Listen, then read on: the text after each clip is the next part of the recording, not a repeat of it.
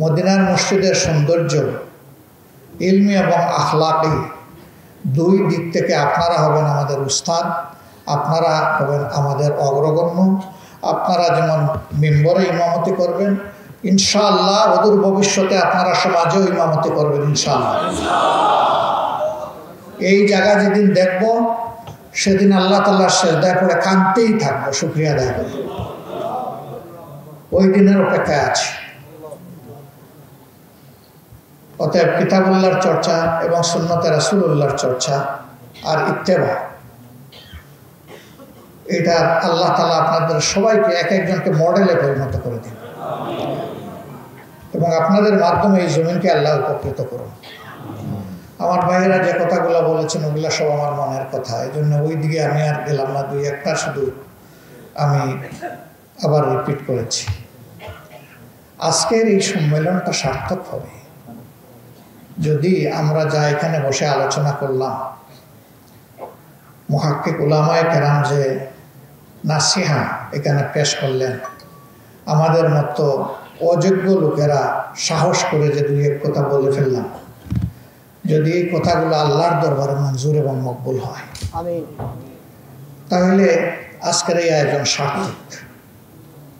জমিনে সার্থকতা পাবে যদি আমি এবং আমরা এই কথাগুলোর উপরে সত্যি আমল করতে পারি, তাহলে জমিনও ইনশাআল্লাহ সার্থক হবে এটার জন্য।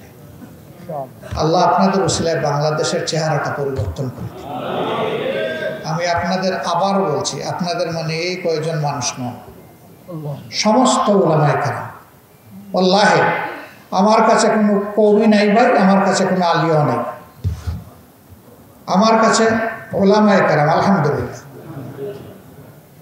আমি এটা মানব না।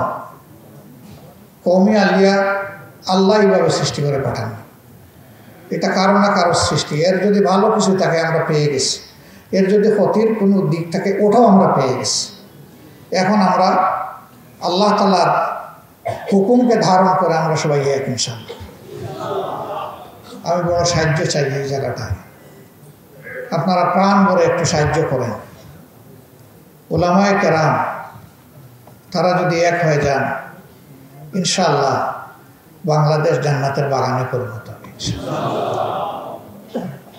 কারণ এখনো দেখেন পরিবর্তিত দেশে সমাজে নতুন বাংলাদেশ যেটা বলা হচ্ছে, কিছু না কিছু অন্যায় অপরাধ তো বিভিন্ন ক্ষেত্রে হচ্ছে, কিন্তু আল্লাহর মেহেরবানি আজকে পর্যন্ত আমি কোনো আলিমের বিরুদ্ধে কোনো অভিযোগ শুনিও নাই, দেখতেও পাইনি। তারা কি মজলুম কম হয়েছেন ভাই? তারা জীবন দেন নাই, উলামায়ে কেরাম শহীদ হন নাই, তাদের উপরে জুলুম করা হয় নাই, তাদের পায়ে ডান্ডাবেড়ি পরানো হয় নাই, রমজান মাস পুরাটা মাস জুড়ে তাদেরকে রিমান্ডে নিয়ে মানসিক শারীরিক কষ্ট দেওয়া হয় নাই, সব হয়েছে। তাইলে তারা কিভাবে শান্ত থাকলেন? কারণ তারা বিশ্বাস করেন যে জমিনের প্রত্যেকটি মানুষ আমাদের কাছে আমানত। তারা এটাও বিশ্বাস করেন হিংসার মাধ্যমে আল্লাহর কাছে ভালো কিছু পাওয়া যায় না। তারা এটাও বিশ্বাস করেন বাড়াবাড়ি কোনো মুমিন বান্দা করতে পারে না। এই জন্য আল্লাহ তাআলা এই সবর এখতিয়ার করার তৌফিক দান করেছে।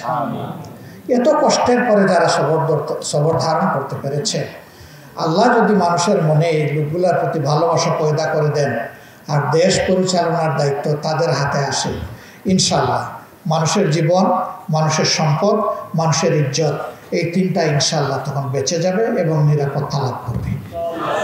নারীরা পাবে, পুরুষরা পাবে, আবাল বৃদ্ধ বনিতা পাবে, সকল ধর্মের মানুষ পাবে।